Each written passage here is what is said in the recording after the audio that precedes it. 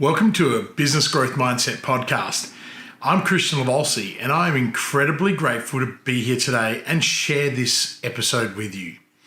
My purpose is to change the world one person at a time so that I can help them become the very best version of themselves. In today's episode, I explore the work of Rosabeth Moss Kanter on how great companies think differently. In last week's episode, I wrapped up with the 6 facets of institutional logic, which radically alters leadership and corporate behaviour. These facets underpin the research of Rosabeth Moss Kanter, and today we will explore them together in more detail.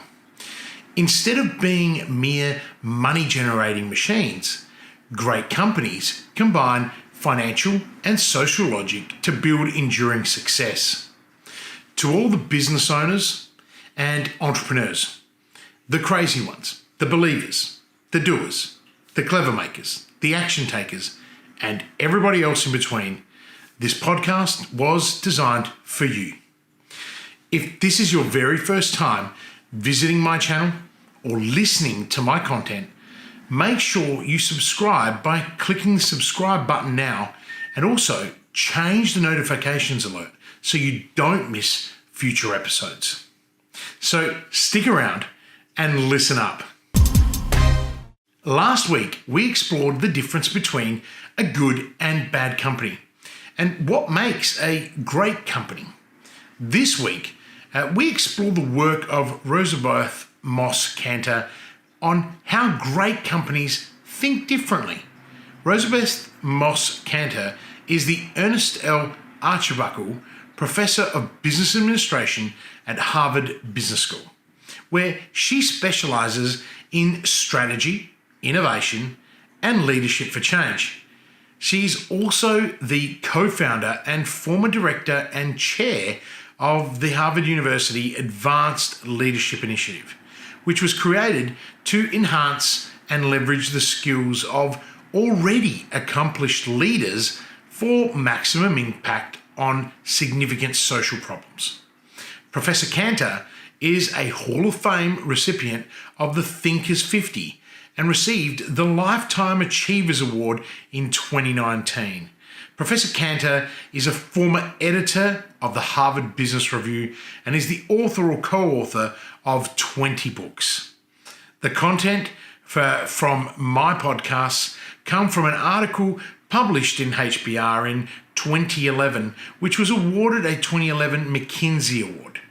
This article has significant importance because it acted as a stimulus for pursuing academic study in 2013 and formed the foundation for my persistence to master strategy, social integration, inclusion, diversity, and responsible leadership.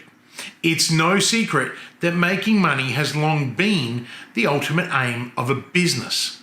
This capitalist vision has influenced the majority of corporations limit their goals to generating the highest profits and returns to owners, regardless of the health and safety of employees, the environment, and the general public. Traditional financiers and economists have argued that the sole purpose of a business is to make more money, and the more money, the better. Nobel Prize recipient and economist Milton Friedman in 1970 said, there is one and only one social responsibility of business: to use its resources and engage in activities designed to increase its profits so long as it stays within the rules of the game, which is to say, engages in open and free competition without deception or fraud. Traditional theories of a firm such as Friedman's are dominated by the notion of opposition between capital and labour. This disconnects firms from society, which poses conflicts between them. These decisions are expressed solely in financial terms. An institutional logic, as raised by Professor Kanter, is unlike traditional practices. This logic defines a successful company as one which is a vehicle for enhancing social welfare, rather than only a money-making machine. Not only can most well-established companies distribute sound returns to shareholders, but they can also build long-lasting institutions. Great companies believe that business is an intrinsic part of society. Now, this means that they recognize society as a pillar like family, government, and religion. So there is no confusion. Let me be very clear. Great companies work to make money. However, they make choices about how they do so. Along the way, they build an enduring institution. Now, to do this, they invest in the future and have a focus on meeting the needs of people and society. The value a company creates should be measured by how it sustains the conditions that allow it to flourish. This means they must not just measure short-term profits or paychecks. They must create frameworks that use societal value and human values as decision-making criteria. They need to focus on their purpose and address all stakeholder needs by improving the lives of users through their products and services, by providing jobs and enhancing workers' quality of life, by developing strong networks of suppliers and business partners, and by financial viability that provides the resources required for the improvements, innovations, and the return on investment. Today's global economy places a premium on innovation, and that innovation is dependent on human imagination, motivation, and collaboration. What's becoming critical is that firms must seek legitimacy by aligning their corporate objectives with social values. They must gain approvals from authorities, leaders, governments, and members of the public for them to thrive. Firms are increasingly reminded of the need to consider the often treacherous populist movements and the minority groups when aligning their corporate objectives with social values. Professor Kanter describes 6 ways great companies use institutional logic. She highlights how it gives them an advantage and how it radically alters leadership, bringing about change and influencing the firm's behaviour. These 6 are: 1. A common purpose. 2. A long-term view. 3. Emotional engagement. 4. Community building. 5. Innovation. And 6. Self-organisation. Now, I touched on these last week at the very end of the podcast, but today we will explore them in a bit more detail so that you can begin to adopt them in your business or in your life. You see, having purpose doesn't just reflect in your personal life, it translates into your work. When you align your purpose, it creates many opportunities for you to grow and flourish, but more importantly, it becomes a mechanism of fulfillment and happiness. Organizations need to change and adopt frequently in today's ever-changing environment. The pressure that comes from the changeover of human capital poses many risks and burdens on firms.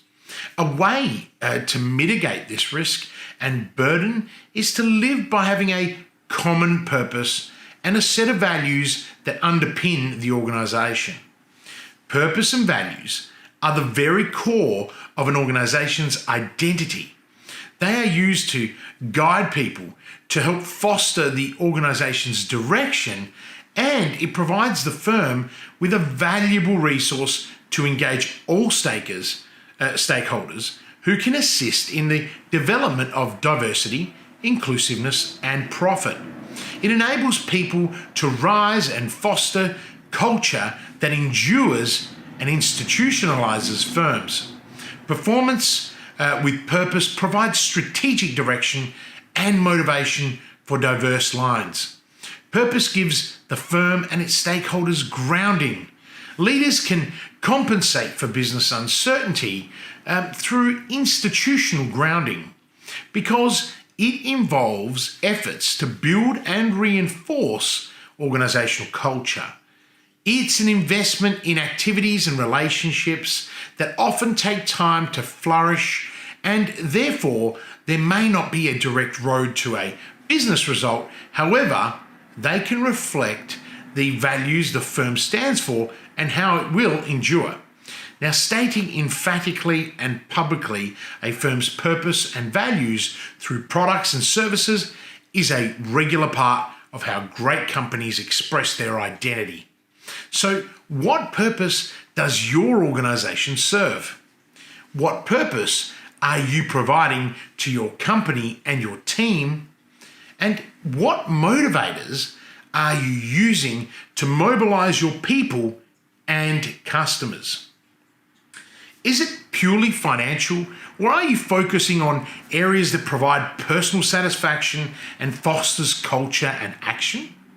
How is purpose and values communicated in your firm and in your place of work? If you're a business owner, you must be able to reflect on these questions and explore them in detail. It's the first step in becoming a great company, and it will serve you well. The second area that assists a good company towards becoming a great company is that they develop a long-term focus.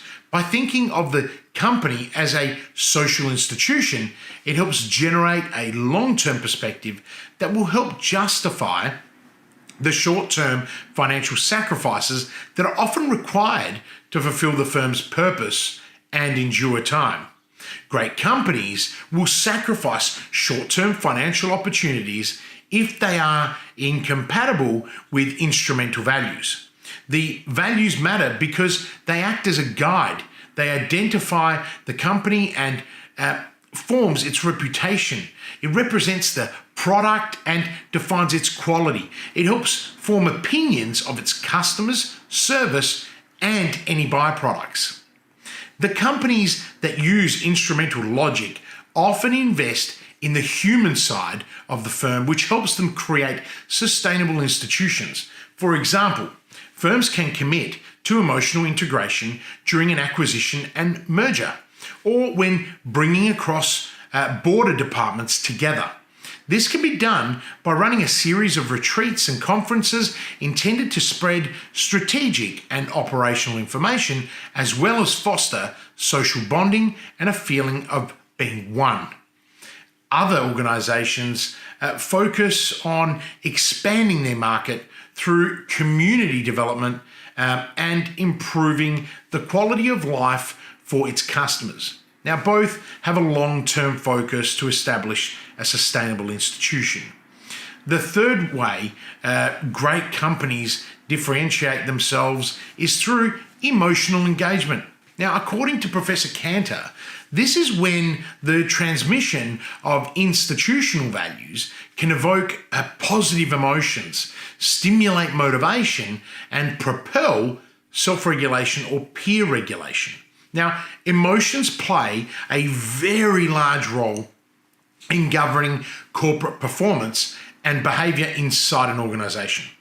How many times have you heard the phrase, moods are contagious? In my experience, I have witnessed entire departments and organisations fall foul to one or only a handful of disgruntled or estranged employees. Now, this is not just limited to employees. I've worked with CEOs, founders, and business owners who they themselves impacted the mood of a firm and without intervention would have destroyed the company. Moods affect energy, performance, level of effort, attitude, absenteeism, health, and well-being.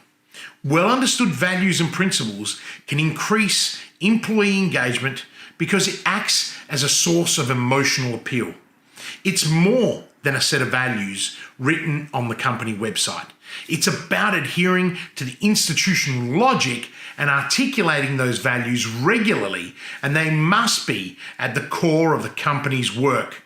The very best business owners and executives, they commit a great deal of their time to ensure they breathe life into the culture of their firm. Investing resources and time in communicating values maintains, in fact, grows social purpose by keeping it at the forefront of everyone's mind. This makes the work of the company emotionally compelling. This is a process of nurturing a dialogue to ensure the core values of the firm are used as a guide when making business decisions. Using your company's purpose and values to evoke strong emotions in your employees will give meaning to your brand, and it should be crystallized in your strategy.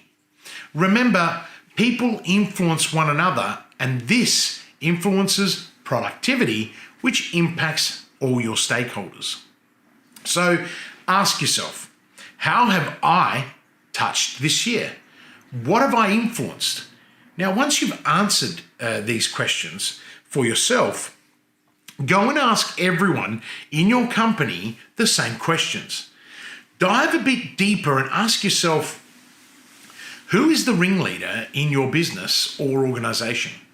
Who has the most influence? Do they respect you? Now, top leaders lead by example, and they communicate with enthusiasm the purpose and values of the company. The key is they must mobilize everyone to own the purpose and values of the company. And as this ensures the values become embedded into the very fabric of the products and services. In fact, they become one with the tasks, goals, and performance. This ensures that charisma is not solely dependent on the leader or leadership group, but it's routinized and spread throughout the company.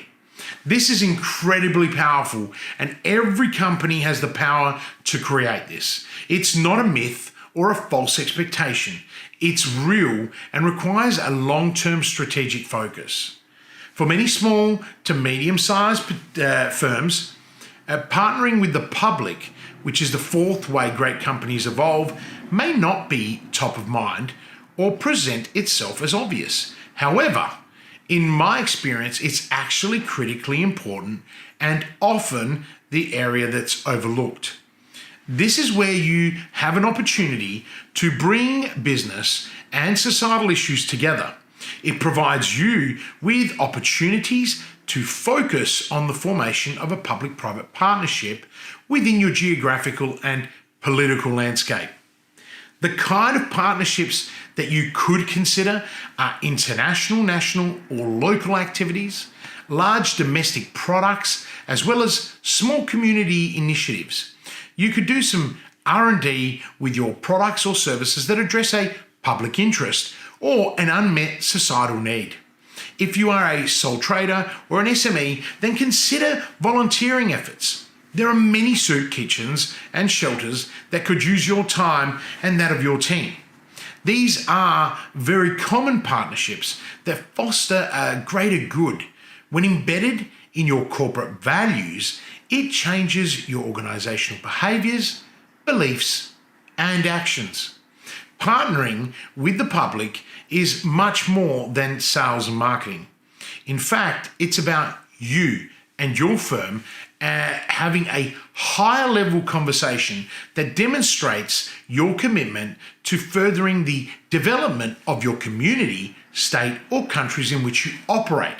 So ask yourself and your team, what are you doing to engage your community? How can you encourage your team to get personal satisfaction from helping out in your community?